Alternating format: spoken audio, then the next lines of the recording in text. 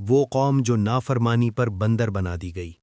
رات کا سناٹا ہے، سمندر کی لہریں خاموشی سے ساحل سے ٹکرا رہی ہیں، مچھلیاں پانی کی سطح پر صاف دکھائی دے رہی ہیں، مگر ہاتھ روک لیے گئے ہیں۔ یہ کوئی عام آزمائش نہیں تھی، یہ اللہ کے حکم اور انسان کی چالاکی کے درمیان ایک فیصلہ کن لمحہ تھا۔ قرآن ہمیں بتاتا ہے کہ یہ بنی اسرائیل کی ایک بستی تھی جو سمندر کے کنارے آباد تھی۔ اللہ نے انہیں حکم دیا تھا کہ ہفتے کے دن سبت شکار نہیں کرنا، 6 دن محنت کرو، رزق حاصل کرو، مگر ایک دن مکمل اطاعت کے لیے مخصوص تھا۔ لیکن آزمائش سخت تھی۔ قرآن کہتا ہے کہ ہفتے کے دن مچھلیاں کثرت سے آتیں اور باقی دنوں میں کم ہو جاتیں۔ یہ اللہ کی طرف سے ایک کھلی آزمائش تھی۔ شروع میں لوگوں نے صبر کیا، پھر نفس نے سرگوشی کی اور پھر چالاکی نے جنم لیا۔ انہوں نے کہا، ہم شکار تو نہیں کر رہے، بس جال پہلے لگا دیتے ہیں اور اتوار کو مچھلی نکال لیتے ہیں۔ ظاہر میں حکم کی پابندی، حقیقت میں کھلی نافرمانی۔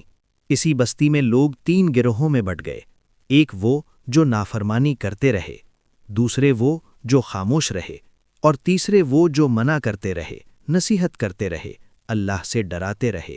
مگر نافرمانوں کے دل سخت ہو چکے تھے، وہ اللہ کے حکم کا مذاق اڑانے لگے۔ پھر وہ دن آیا جب اللہ کا فیصلہ نازل ہوا۔ قرآن کے الفاظ لرزہ دینے والے ہیں، تم ذلیل بندر بن جاؤ، نہ مہلت، نہ وضاحت، نہ واپسی۔ ایک لمحہ پہلے انسان، اگلے لمحے بندر۔ عقل باقی تھی، پہچان باقی تھی، مگر شکل بدل چکی تھی۔ یہی سب سے خوفناک عذاب تھا۔